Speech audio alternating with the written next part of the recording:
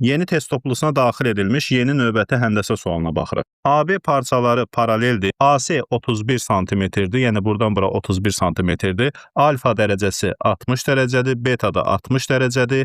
Həmən işə yaradı, yaramadı. Buranı da tapa bilərəm ki 60-dır. Çünki açıq bucaqdır. Açıq bucağın cəmi 180 olduğundan 2 dənə 60-ım varsa, bir dənə 60 çatmır ora üçün. Soruşulan odur ki, AB-nin B düz xətt üzərində proyeksiyasını tapın. Yəni AB parçasının proyeksiyasını B düz xətt üzərində çəksək, buradan bura qədər. Bu o deməkdir ki, sən A nöqtəsindən həmin parçaya xətt endirsən, bu 90 dərəcə altında kəsməlidir. Eləcə də sən B-də A-ya paralel olduğundan A və B parçaları dik endirsən, buradan da B1 ilə işarə eləsən, B1 A parçası bərabər olmalıdır. B buranı da D ilə işarə eləsən elə BD parçasına. Yəni ki, sən BD-ni tapmaq istəyirsənsə, elə B1 A-nı tapsan kifayətdir. Əgər bura 60 dərəcədirsə, Z qaydasına görə burada 60 dərəcə olur. Onda üçbucağın daxili bucaqların cəmi 180 olduğundan burada 60 dərəcə olur. Burada bir bərabər tərəfli üçbucaq alınır və bu bərabər tərəfli üçbucağın əgər 90 dərəcə altında B1 düz xətti kəsirsə, onda bu həm hündürlük, həm də median sayılır. Median olduğundan B1 A parçasının uzunluğu